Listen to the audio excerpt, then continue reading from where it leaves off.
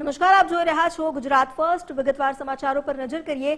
સૌથી પહેલા મહત્વપૂર્ણ ખબર રાજકોટથી. રાજકોટના જંગલેશ્વર ડિમોલેશનના વિવાદ બાદ અધિકારીઓ સાવચેત થયા છે. જંગલેશ્વર ડિમોલેશનનો વિવાદ ત્યારબાદ હવે અધિકારીઓ પણ સફાળા જાગ્યા. અધિકારીઓ હવે લેખિત પત્ર બાદ જ કોઈ પણ કાર્યવાહી કરશે. પદાધિકારીઓ સાથે ટેલિફોનિક વાતચીત નહીં માનવામાં આવે. રાજકોટ મનપાના અધિકારીઓ હવે સાવચેત થઈ ગયા છે. લેખિત સૂચના બાદ જ પાલિકાના કર્મચારીઓ કામગીરી કરશે.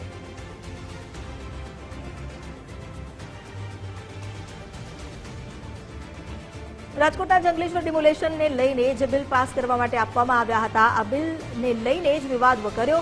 હવે જો કે વિવાદ બાદ આ અધિકારીઓ સફાળા જાગ્યા છે. હવે સાવચેતી રાખવામાં આવશે.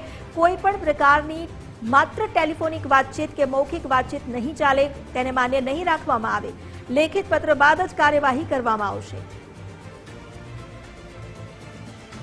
અમારી સાથે જોડાયા છે સંવાદદાતા રહીમ લાખાણી.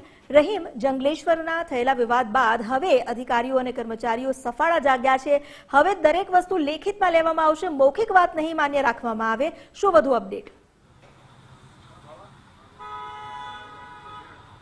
અમિતા, ચોક્કસપણે જ્યારે જંગલેશ્વરનું ડિમોલેશન કરવામાં આવ્યું તે પહેલાથી જ રાજકોટ મહાનગરપાલિકા મોટા દાવાઓ કર્યા અને જશ ખાટવાના પણ પ્રયાસો કર્યા. પરંતુ ત્યારબાદ જંગલેશ્વરના ડિમોલેશન પછી જે ખર્ચનો આખો વિવાદ આવ્યો અને ખર્ચ જે રીતના સામે આવ્યો, પાણીની બોટલ જે ગામમાં મળતી 2 રૂપિયાની 8 રૂપિયામાં લેવામાં આવી, અલગ અલગ વસ્તુઓના જે બિલો સામે આવ્યા છે, ત્યારબાદ રાજકોટ મહાનગરપાલિકા સામે ન માત્ર લોકો પરંતુ જે કોંગ્રેસ ઉપરાંત રાજકોટવાસીઓ પણ રાજકોટ મહાનગરપાલિકાની સામે અનેક સવાલો ઉત્પન્ન કર્યા કે આ ડિમોલેશન પાછળ જેટલો ખર્ચ થયો છે તેની બદલે તે લોકોને જો આવાસ આપી દીધા હોત તો ક્યાંક એમનેમ ખાલી થઈ જાય. પરંતુ હવે વસ્તુ એવી થઈ છે કે જે રીતના રાજકોટ મહાનગરપાલિકાના કોઈ પણ કર્મચારીને અધિકારીઓ મૌખિક સૂચના આપતા હતા, તેનાથી હવે અધિકારીઓ સાવચેત થઈ ગયા છે.